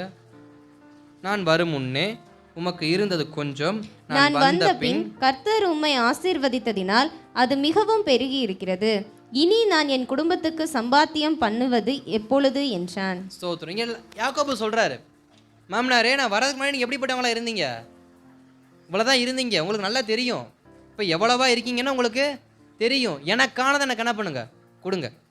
21 வருஷத்துக்கு மேலே உங்களுக்கு நான் வேலை செஞ்சுருக்கேன், ஆடுகளை மேய்ச்சிருக்கிறேன், ஆனால் ஒரு நாள் கூட நான் எனக்குன்னு எதுவுமே என்ன பண்ணதில்லை, எடுத்துக்கிட்டதில்லை, எனக்கு கொடுங்கன்னு கேட்குறப்ப லாபான் சொல்கிறார், உனக்கு என்னதாப்பா சம்பளம், நீயே சொல்லுப்பா, நான் தரேன். அப்போ யாக்கோபு சொல்கிறாரு, புள்ளியும் கலப்பு நிறமும் உள்ள வரி உள்ள ஆடுகளையெல்லாம் எனக்கு என்ன பண்ணுங்க, சம்பளமாக கொடுங்க அப்படின்றார். லாபானும் சரின்ட்டாரு. ஆனால் லாபான் ஒரு சின்ன சதி வேலை ஒன்று பார்த்தார். என்னன்னா, யாக்கோபு கிட்ட இருந்த எல்லாமே ஒரே நிறமுள்ள ஆடுகள் தான், வெள்ளைனா வெள்ளை, கருப்புனா கருப்பு, அதில் புள்ளியும் இருக்காது, கோடு போட்டதும் இருக்காது, கலப்பு நிறமும் இருக்காது. இன்றைக்கி நம்ம பார்க்குற மாதிரி சவளையும் வெள்ளையும் கருப்பும் கலந்த குட்டிகள்லாம் அன்றைக்கி இல்லை. வெள்ளைனா வெள்ளை, கருப்புனா கருப்பு, சவளைனா சவளை, இப்படி தான் இருந்துச்சு. இப்போ லாபான் சொல்கிறாரு, நாளைக்கு யாக்கோபு நம்ம வீட்டுக்கிட்ட வந்துட்டானாக்க நம்மக்கிட்ட அந்த குட்டிங்கெல்லாம் என்ன பண்ணுது, இருக்குது, வெள்ளையும் கருப்பும் இருக்கிற குட்டி நம்மக்கிட்ட இருக்குது, இதை என்ன பண்ணிடுவான், கேட்டுருவான்னு சொல்லிட்டு இந்த குட்டிங்கெல்லாம் தான் மகன்கிட்ட கொடுத்து அவனை ஒரு பக்கம் என்ன பண்ணிட்டார், அனுப்பி வச்சுட்டார். தாங்கிட்ட இருந்த கலப்பு நிறம் உள்ள குட்டியெல்லாம் தான் மகன்கிட்ட கொடுத்து, நீ சத்தம் போடாமல் என்ன பண்ண, ஓடிட்டங்கிட்டாவது போயிரு, நாளைக்கு அவன் 3 நாள் கழிச்சு என்ன பண்ணுவான், வருவான், வந்தானா அவன் என்ன பண்ணக்கூடாது, வெறுமையாக தான் போகணும். இது யாருடைய எண்ணம், லாபானுடைய எண்ணம். ஆனால் யாக்கோபு கேட்குற, நீங்கள் கொஞ்சம் யோசிச்சு பாருங்க, யாக்கோபு கிட்ட அந்த குட்டி கிடையாது, யாக்கோபு ஏன் கேட்டார்? நம்ம ஒரு சம்பளத்தை கேட்டோம்னாக்க நம்ம கண்களுக்கு தெரிஞ்ச எதையாவது ஒன்று என்ன பண்ணுவோம், இதற்கு பதிலாக அதை கூட நம்ம கேட்போம். ஆனால் யாக்கோபு கிட்ட கலப்பு நிறம் உள்ள குட்டியே கிடையாது, புள்ளி வச்ச குட்டி கிடையாது, வரி வரியான குட்டி கிடையாது. ஆனால் யாக்கோபு அதை தான் சம்பளமாக கேட்டார். காரணம் என்ன, அன்று ராத்திரியில், அதற்கு முந்தின ராத்திரியில் யாக்கோபுக்கு வந்த சொப்பனமே அதற்கு காரணம். அதை தான் 31வது வசனத்தில் 31வது அதிகாரத்தில் 10 முதல் 13 நம்ம வாசித்தோம்ல, எனக்கு ராத்திரி ஒரு சொப்பனம், ஆடுகள் குட்டி போடுவதற்கு முன்பாக எனக்கு ஒரு சொப்பனம் என்ன பண்ணுச்சு, வந்துச்சு. அது என்ன சொப்பனம், ஆடுகள் எல்லாம் கலப்பு நிறமுள்ள குட்டிகளையும் புள்ளி உள்ள குட்டிகளையும் வரி உள்ள குட்டிகளையும் போடுவதை நான் கண்டேன். அப்பொழுது தூதன் எனக்கு தரிசனமாகி, நீ உன் மாமனார் வீட்டில் இருக்காத, நீ கிளம்பு, நான் காண்பிக்கும் தேசத்துக்கு போன ஒரு சொப்பனம் வந்துச்சு பார்த்தீங்களா, அந்த சொப்பனத்தை அவன் விசுவாசித்தான். அந்த சொப்பனத்தை யாக்கோபு விசுவாசித்தான். அதை கிரியையில் தன் மாமனாய லாபான்கிட்ட அவர் என்ன பண்ணுறாரு, எப்படி காண்பிக்கிறாரு, எனக்கு சொப்பனத்தில் கர்த்தர் ஒரு தரிசனத்தை காமிச்சாரு, என் ஆடுகள் எல்லாமே கலப்பு நிறம் உள்ள குட்டி என்ன பண்ண போகுது, போட போகுது. அதை கிரியாயை காண்பிக்கிறார். எப்படி கிரியாயை காண்பிக்கிறாரு, அறிக்கை பண்ணுறார், வாயினால் அறிக்கை பண்ணுறார். என்ன அறிக்கை பண்ணுறாரு, தன் மாமனார்கிட்ட குட்டி போடும், கலப்பு நிற குட்டியை போகிறான், நான் எடுத்துக்கிறேன். அப்போ கொஞ்சம் யோசிச்சு பாருங்க, தன்னுடைய சொப்பனத்தில் வந்த கர்த்தருடைய வார்த்தையை அவர் என்ன பண்ணுறாரு, விசுவாசிக்கிறார். அந்த விசுவாசத்தை கிரியையை காண்பிக்கிறார். எப்படி கிரியையை காண்பிக்கிறார், தன் மாமனார் இடத்துல, தன்னிடத்துல கலப்பு நிறம் உள்ள குட்டி இல்லை என்று தெரிந்திருந்தும், தன்னிடத்துல புள்ளி உள்ள குட்டிகள் இல்லை என்று தெரிந்திருந்தும், தன்னிடத்துல வரி வரியான குட்டிகள் இல்லை என்று தெரிந்திருந்தும் கர்த்தர் தனக்கு ஒரு சொப்பனத்தை காண்பிக்கிறார். யாக்கோபே, உன் மந்தையில் இருக்கிற எல்லா ஆடுகளும், எல்லா ஸ்தோத்திரம் ஆடுகள் எல்லாம் போட போகிற குட்டி எப்படிப்பட்டதாக இருக்க போகுது, கலப்பு நிறமுள்ள குட்டியாக இருக்க போது அந்த குட்டியை பூரா நீயே என்ன பண்ணு, எடுத்துக்க. அந்த தரிசனத்தை விசுவாசித்து தன் மாமனார்கிட்ட கிரியையை காண்பித்தாரு. விடிஞ்சதுக்கு அப்புறம் குட்டி போடுது. லாபானாலே அதை நம்ப முடியலை. எப்படா இவன் கிட்ட இருக்கிறது அப்புறம் ஒரே நிறமுள்ள குட்டி, இது ஆடுகள் தானே, எப்படி இது கலப்பு நிறமுள்ள குட்டிகளை போட்டுச்சு? லாபானுக்கு தெரியலை. அப்போ கர்த்தர் ஒரு அற்புதம் செய்யணும் அப்படின்னா அவர் காண்பித்த பாதையை நம்ம என்ன பண்ணணும்? அது சொப்பனமாக இருந்தாலும் நம்பணும், அது தரிசனமாக இருந்தாலும் நம்பணும், அது வேத வசனமாக இருந்தாலும் நம்பணும். நம்பி கிரியையை நீங்கள் வெளிப்படுத்துனீங்கன்னா உங்கள் வாழ்க்கையில் ஒரு அற்புதத்தை என்ன பண்ணுவார் கர்த்தர்? காண்பிப்பார். தாவீதின் குமாரனை எனக்கு இறங்குன்னு சொல்லி கூப்பிட்டு அந்த குருடனுக்கு, பத்திமேன்கிற குருடனுக்கு இறங்கின கர்த்தர் ஒரே நிறமுள்ள, வெள்ளையும் கருப்பு மாத்திரமே நிறமுள்ள குட்டி போடக்கூடிய ஆடுகள் மத்தியில் கலப்பு நிறமுள்ள குட்டியை போட வைத்து அற்புதம் செய்த கர்த்தர் நாம் விசுவாசித்ததை கிரியையை காண்பிக்கும் போது நமக்கு அற்புதம் செய்ய மாட்டாரா? செய்வாரா மாட்டாரா? இப்போ நம்முடைய வாழ்க்கையில் கர்த்தர் அற்புதம் செய்யணும், இயற்கைக்கு அப்பாற்பட்ட அற்புதம் செய்யணும், நம்முடைய சரீரத்தில் அற்புதம் செய்யணும், நம்முடைய குடும்பத்தில் அற்புதம் செய்யணும்னா விசுவாசத்தை கிரியையில் என்ன பண்ணணும்? காண்பிக்கணும். யாக்கோபு காண்பித்தான். நான் மேய்க்கிற ஆட்டை மட்டும் நான் ஓடிட்டு போகிறேன்னு யாக்கோபு என்ன பண்ணலை? கேட்கலை. அது போடுற குட்டியை காண்பித்தார். அதை நீங்கள் படிக்கிறப்ப வேத அழகாக சொல்லும். அவன் எடுத்துக்கொண்ட குட்டிகள், அவனுக்கு போடப்பட்ட அந்த கலப்பு நிறமுள்ள குட்டிகள் எதுவுமே என்ன பண்ணலை? கால் ஊனமாக என்ன பண்ணலை? பிறக்கலை. அந்த ஆடுகள் எதுவுமே சரீரத்தில் பலவீனம் உள்ள குட்டிகளை எந்த ஆடுமே போடலை. கலப்பு நிறமுள்ள குட்டிகள் போட்ட எல்லா குட்டிகளுமே சரீரத்தில் புஷ்டி உள்ள குட்டிகளை என்ன பண்ணுச்சு? இருந்துச்சு. அப்போ கர்த்தர் நமக்கு ஒரு ஆசீர்வாதத்தை கொடுப்பாருனா, கர்த்தர் நமக்கு ஒரு அற்புதத்தை கொடுப்பாருனா அது எப்படிப்பட்ட அற்புதமாக இருக்கும்? திடமான அற்புதம் என்ன பண்ணும்? இருக்கும். அந்த திடமான அற்புதம் வேணும்னா நம்முடைய விசுவாசமும் கிரியையும் கர்த்தருடைய சமூகத்தில் எந்த அளவுக்கு உறுதியாக இருக்கிறதோ அந்த அளவுக்கு நமக்கு வரக்கூடிய அற்புதம் பலமுள்ளதாக இருக்கும். அல்லேலூயா. யாக்கோபு அதை தன்னுடைய வாழ்க்கையில் என்ன பண்ணார்? அப்பியாசப்படுத்தினார். அதை ஆசீர்வாதம் தன்னுடைய வாழ்க்கையில் பெற்றுக்கொண்டார். அதற்கு தன் கிரியை அவர் என்ன பண்ணார்? காண்பித்தார். யாக்கோபு சொப்பனத்தை பார்த்துட்டு அவர் பாட்டுக்கு மாமனார்கிட்ட போயிட்டு எனக்கு பங்கு கொடுங்கன்னு கேட்டிருந்தாக்க குட்டி போட்ட பலமுள்ள ஆடு அவனுக்கு பங்காக கிடச்சிருக்காது. எதை லாபான் பார்த்து ஏதோ கொஞ்சம் 10 ஆடோ 20 ஆடோ எடுத்துகிட்டு போன்னு சொல்லி கொடுத்துருப்பாரே தவிர ஒரு பெரிய மந்தை யாக்கோபுக்கு கிடச்சிருக்காது. உங்கள் ஆசீர்வாதத்துக்கு, நீங்கள் உங்களுடைய அற்புதத்துக்கு நீங்கள் யாரையும் என்ன பண்ணாதீங்க? தேடாதீங்க. நீங்கள் லாபானா போல சில மனுஷங்களை தேடுவீங்கன்னு சொன்னால் அவன் கொஞ்சமாக தான் என்ன பண்ணுவான்? பலவீனமானவைகளை தான் கொடுப்பான். நீங்கள் அதுவே உங்களுக்கு அற்புதம் வேணும், நீங்கள் ஆசீர்வதிக்கப்படணும்னா கர்த்தரை நோக்கி பாருங்கள். அவர் உங்களுக்கு திடமான பலமான பெரிய மந்தையை கொடுத்து உங்களை என்ன பண்ணுவார்? அற்புதமாக உங்களை என்ன பண்ணுவார்? நடத்துவார். அதனால தான் சொல்லுவார், வெறுங்கையாக வந்தேன், இரு பரிவாரத்தை எனக்கு கொடுத்தான்னு யாக்கோபு சொல்வார். இரு பரிவாரமாக ஆடு மாடுகளை ஜனங்களை ஆசீர்வாதமாக கொடுக்க அன்றைக்கு லாபானுக்கு முன்பாக தனக்கு கொடுத்த சொப்பனத்தை அவன் கிரியையில் காண்பித்த விசுவாசமே அவனை பெரிய திரளாக என்ன பண்ணுது? மாற்றுது. அப்போ நம்மளும் நம்முடைய விசுவாச கிரியைகளை காண்பிப்போன்னு சொன்னால் ஒரு பெரிய ஆசீர்வாதம் நம்ம மந்தை கூட்டத்தை கருத்தை நமக்கு என்ன பண்ணுவார்? தருவார். அல்லேலூயா, அல்லேலூயா, ஆமென். கடைசியாக நான் சீக்கிரம் முடிக்கிற நேரம் ஆயிடுச்சு. கடைசியாக வாசிங்க ஏசாயா தீர்க்கதரிசனம் 28:16. நான் வாசித்து முடிக்கிறேன். ஏசாயா தீர்க்கதரிசனம் 28:16. ஆதலால் கர்த்தராகிய ஆண்டவர் உரைக்கிறதாவது, இதோ அஸ்திபாரமாக ஒரு கல்லை நான் சீயோனிலே வைக்கிறேன், அது பரீட்சிக்கப்பட்டதும் விலையேற பெற்றதும் திட அஸ்திபாரம் உள்ளதுமான மூளைக்கல்லாய் இருக்கும்.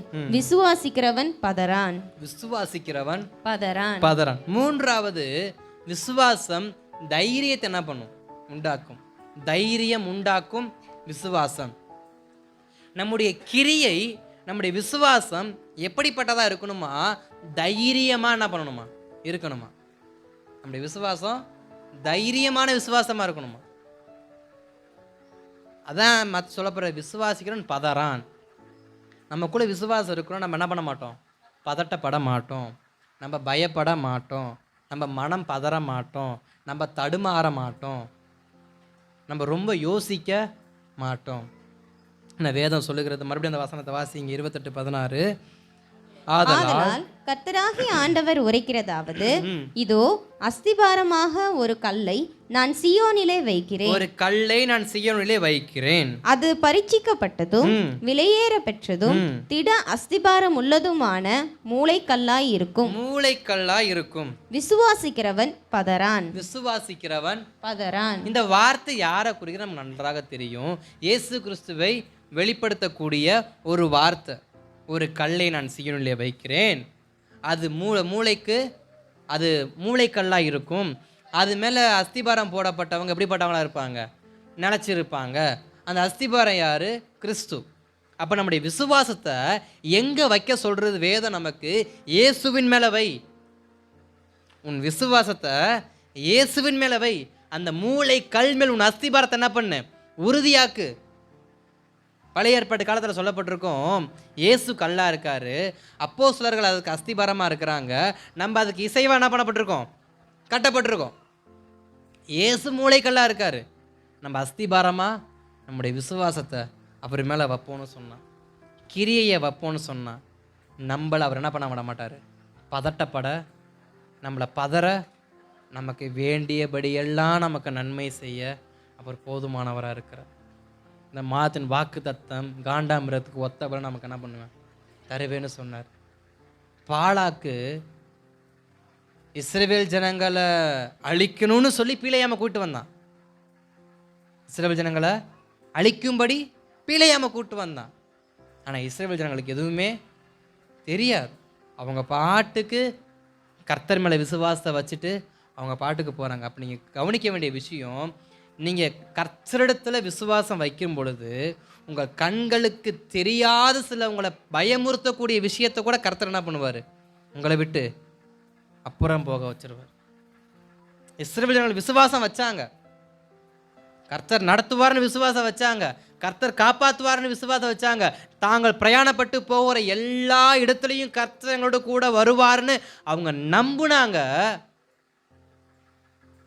விசுவாசிச்சாங்க. கிரியையில் தங்களுடைய பிரயாணத்தை அவங்க மேற்கொண்டாங்க. அந்த பிரயாணத்தில், அந்த கிரியை ஆகிய பிரயாணத்தில் அவங்களுக்கு தடையாக வரக்கூடிய, அவங்க கண்களுக்கு மறைவாய் வந்த எல்லாவற்றையும் கர்த்தர் அவளுடைய வாழ்க்கையில் நடக்காமல் என்ன பண்ணார்? காப்பாற்றினார். அப்போ நீங்கள் கவனிக்க வேண்டியது, நீங்கள் எவ்வளவாய் கர்த்தரிடத்தில் விசுவாசமாக இருக்கிறீங்களோ அந்த விசுவாசம் உங்கள் கண்களுக்கு தெரியாமல் உங்களுக்கு வரக்கூடிய சத்துருவின் தந்திரங்களையெல்லாம் என்ன பண்ணும்? தகர்ந்து எரிய வைக்கும். அப்போ நீங்கள் பதட்டப்படுறதுக்கு வேலை இல்லை. இஸ்ரவேலர்கள் சந்தோஷமாக என்ன பண்ணாங்க? பள்ளத்தாக்கில் அவங்க குடியிருந்தாங்க. மலையின் உச்சியில் பீலையாம் நிற்கிறான், ஆனால் மலையின் அடிவாரத்தில் இஸ்ரவேலர்கள் சந்தோஷமாக இருந்தாங்க. விசுவாசிக்கிறவன் பதறான், கர்த்தர் பார்த்து கொள்வார். கர்த்தர் அந்த விசுவாசம் நமக்குள்ளே இருக்குன்னு சொன்னால் எதுக்குமே நம்ம பதட்டப்பட வேணாம். நம்முடைய பொருளாதாரத்தை குறித்து பதட்டப்பட வேணாம், நம்முடைய சரீர பலவீனத்தை குறித்து பதட்டப்பட வேணாம், நம்முடைய குடும்ப சூழ்நிலை நினச்சி பதட்டப்பட வேணாம். நம்ம விசுவாசிக்க வேண்டிய ஒரே விசுவாசம் மூளைக்கல். அஸ்திபாரம் போடப்பட்ட அந்த மூளைக்கல் மேல் நம்முடைய விசுவாசத்தை வச்சிருந்து கர்த்தர் பார்த்து கொள்வார். கர்த்தர் பார்த்து கொள்வார், அவர் செய்வார் அப்படிங்கிற ஒரு விசுவாசம் நமக்குள்ளே இருக்குமானால் கண்களுக்கு புலப்படாத அநேக கன்னிகைக்கு கர்த்தர் நம்மளை என்ன பண்ணுவார்?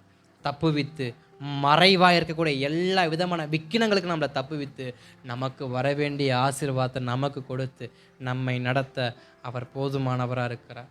அப்போ நம்முடைய விசுவாசம் நமக்கு பிழைப்பை உண்டாக்கணும், நம்முடைய விசுவாசம் நமக்கு அற்புதத்தை உண்டாக்கணும், நம்முடைய விசுவாசம் நமக்கு தைரியத்தை உண்டாக்கணும்னா முதலாவது நம்ம கிரியையில் அதெல்லாம் என்ன பண்ணணும்? காண்பிக்கணும். அதை தான் யாக்கோபு சொன்னார், கிரியை இல்லாத விசுவாசம் செத்ததா இருக்கிறது. ஆவி இல்லாத சரீரம் எப்படி செத்ததா இருக்கிறதோ கிரியை இல்லாத விசுவாசமும் செத்ததா இருக்கிறது. அல்லேலூயா. அப்போ கிரியை இல்லாத விசுவாசம் செத்ததா இருக்கிறதை அறிந்திருக்க வேண்டும். இன்னைக்கு நம்ம அறிய வேண்டிய விஷயம், எனக்கு விசுவாசம் இருக்குது, எனக்குள்ள கிரியை இருக்கா? எனக்குள்ள விசுவாசம் இருக்குது, எனக்குள்ள கிரியை இருக்கா? அப்படி கிரியை இல்லைன்னா என் விசுவாசம் இன்னைக்கு வரைக்கும் எப்படிப்பட்ட விசுவாசமாக இருக்குது? செத்துப்போன விசுவாசமாக இருக்குது. அந்த செத்துப்போன விசுவாசத்தை வச்சு நானும் ஜெபம் பண்ணியிருக்கேன், எதுவுமே என்ன பண்ணல, எனக்கு நடக்கலை. விசுவாசத்தை என்ன பண்ணுங்க? உயிர்ப்பிங்க. எப்படி உயிர்ப்பிக்க முடியும்? கிரியையினால விசுவாசத்தை உயிர்ப்பித்து அந்த உயிருள்ள விசுவாசத்தை வைத்து ஜெபிக்கும் பொழுது நம்முடைய வாழ்க்கையில் கர்த்தர் ஒரு அற்புதத்தை செய்வதற்கு அவர் போதுமானார். அப்படியே நம்ம யாரும் முழங்கால் படியிட்டு கேட்கப்பட்ட வார்த்தைக்கு நம்மளை விட்டு கொடுத்து நம்ம ஜெபிக்கலாமா? ஸ்தோத்திரம்ப்பா ஆண்டவரே, கேட்கப்பட்ட சத்தியத்துக்கு எங்களை விட்டு கொடுக்குறோம். கேட்கப்பட்ட சத்தியத்துக்கு எங்களை விட்டு கொடுக்குறோம். ஆண்டவரே, எங்களுடைய வாழ்க்கையில் அற்புதம் நடக்க உதவி செய்யுங்கப்பா. எங்களுடைய வாழ்க்கையில் கிரியை உண்டாக உதவி செய்யுங்கப்பா. எங்களுடைய விசுவாசம் இருக்குது, எங்கள் விசுவாசம் கிரியை இல்லாத விசுவாசமாக இருக்குப்பா. கிரியையை உண்டு பண்ணுங்க. நாங்கள் நம்புகிறோம், அறிக்கை பண்ணுறோம், ஆனால் செயல்பட மாட்டேங்கிறோம்ப்பா. நாங்கள் கேட்குறோம், ஜெபிக்கிறோம், ஆனால் செயல்படுத்த மாட்டேங்கிறோம்ப்பா. வெறுமனே விசுவாசிக்கிறோம், ஆனால் கிரியை இல்லாமல் இருக்கிறோமே. எங்களை உமது கரத்தில் ஒப்பு கொடுக்குறோம். எங்களை உமது கரத்தில் ஒப்பு கொடுக்குறோம். எங்களை உமது கரத்தில் ஒப்பு கொடுக்குறோம். அன்பின் பரலோக பிதாவே, குமாரனா இயேசுவின் நாமத்தில் ஜெபிக்கிறோம்ப்பா. உம்முடைய திரு சமூகத்தை நோக்கி பார்க்கிறோம். இதுவரைக்கும் உம்முடைய திரு சமூகத்தில் அமர்ந்திருந்து நாங்கள் ஜெபிப்பதற்கும் நாங்கள் வசனத்தை கேட்பதற்கும் கர்த்தர் கொடுத்த நல்ல கிருபைகளுக்காக நன்றி செலுத்துகிறோம். கிரியை இல்லாத விசுவாசம் செத்ததாக இருக்கிறது என்பதை நாங்கள் தியானித்தோம். அதன்படி எங்களுடைய ஒவ்வொருடைய விசுவாசமும் கிரியை உள்ள விசுவாசமாக இருக்கத்தக்க எதையாவது ஒன்றை கர்த்தருக்கென்று செயல்படுத்த கர்த்தர் உதவி செய்யுங்கப்பா. எதையாவது ஒன்று கர்த்தருக்காக செய்ய வேண்டும் என்ற எண்ணம் எங்களுக்குள்ளே இருக்கிறது. ஆனால் அதை எப்படி செய்ய வேண்டும் என்கிற சிந்தை மாத்திரம் எங்களுக்குள்ளே இல்லாமல் இருக்குப்பா. அதை எங்களுடைய கிரியையில் நாங்கள் கொண்டு வர ஒவ்வொருவருக்கும் கர்த்தர் கிருபை தருவீரா. உங்கள் நாம மாத்திரம் மகிமைப்படட்டும். உங்கள் நாம மாத்திரம் மகிமைப்படட்டும். உங்கள் நாம மாத்திரம் மகிமைப்படட்டும். ஒவ்வொரு தேவ ஜனங்களுக்கும் கர்த்தர் உதவி செய்யுங்கப்பா.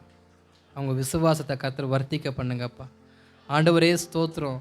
அந்த விசுவாசம் அவங்களுக்கு பிழைப்பை உண்டு பண்ணட்டும்னு ஜெபிக்கிறேன்ப்பா.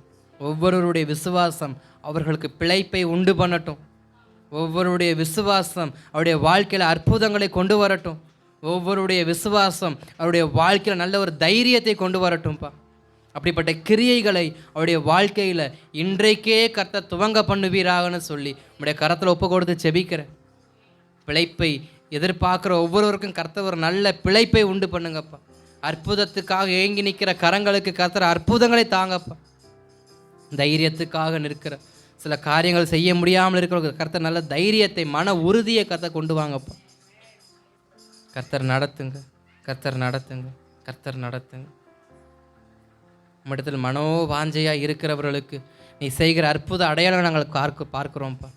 இவர்கள் உம்மிடத்தில் மனோவாஞ்சையாக இருக்கிறபடியினால் இப்படிப்பட்ட அற்புதங்கள், பிழைப்புக்கு ஏற்ற அற்புதங்கள், தங்கள் வாழ்க்கைக்கு ஏற்ற அற்புதங்கள், அந்த ஜீவியத்துக்கு ஏற்ற தைரியத்தை கர்த்தர் கொடுத்து நடத்துவீராக. இந்த உஷ்ண காலத்திலையும் நல்ல ஒரு சரீரத்தில் பலன் உண்டாகத்தக்க கர்த்தர் தைரியப்படுத்துவீராகன்னு ஜெபிக்கிறேன். தொடர்ந்து சிறு பிள்ளைகளுக்காக ஸ்தோத்திரம், பெரியவங்களுக்காக ஸ்தோத்திரம், முதியவர்களுக்காக ஸ்தோத்திரம், வேலை செய்கிற ஒவ்வொருவருக்காக ஸ்தோத்திரம். வேலையில் இந்த உஷ்ண காலத்தில் கர்த்தர் ஒரு நல்ல ஸ்தோத்திரம் சரீரத்தில் பலனை கொடுத்து வேலை செய்ய கர்த்தர் உற்சாகத்தை தருவீராகன்னு ஜெபிக்கிறோம். தொடர்ந்து கர்த்தர் நடத்துங்கப்பா. கிரியை உள்ள விசுவாசமாக இருக்கட்டும்ப்பா. கிரியை உள்ள விசுவாசமாக இருக்கட்டும். செத்த விசுவாசம் அல்லப்பா. இதுவரை செத்த விசுவாசத்தோடு செயல்பட்டு கொண்டு இருப்பார் என்று சொன்னார். இன்றைக்கு இயேசுவின் நாமத்தில் அந்த வாழ்க்கை மாறட்டும்னு ஜெபிக்கிறேன். உன்னுடைய விசுவாசம் கிரியையில் காண்பிக்க கர்த்தர் உதவி செய்யுங்க.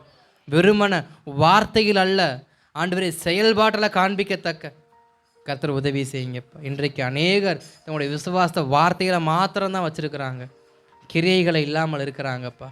வார்த்தையில் பேசக்கூடிய விசுவாச வார்த்தையானது இவருடைய சரீர ஜீவியத்திலையும் செயல்படுவதாகன்னு இயேசுவின் நாமத்தில் ஆசீர்வதித்து ஜெபிக்கிறேன். கர்த்தர் செயல்படுத்த உதவி செய்யுங்க. இயேசுவின் நாமத்தில் பிதாவே. என் ஆத்துமாவே என் முழுவலமே பரிசுத்த நாமத்தை ஸ்தோத்திரி. என் ஆத்துமாவே கர்த்தரை ஸ்தோத்திரி. கர்த்தர் செய்த சகல உபகாரங்களை மறவாதே. ஒன்றான தேவனாய் இயேசு கிறிஸ்துவின் கிருபையும் பிதாவின் அன்பும் பரிசுத்த ஆவியானவருடைய அந்யோன்ய ஐக்கியமும் சமாதானமும் சந்தோஷமும் நம்மேலும் நம் குடும்பத்தார் மேலும் இயேசு கிறிஸ்துவின் இரண்டாம் வருகை பரியந்தம் தங்கி தாபரிப்பதாக. அல்லேலூயா, அல்லேலூயா, அல்லேலூயா. ஆமென். உங்கள் விசுவாசத்தை கிரியையில காண்பீங்க. கர்த்தர் பலத்த அற்புதங்கள் உங்கள் வாழ்க்கையில செய்வார். ஸ்தோத்திரம், ஸ்தோத்திரம்.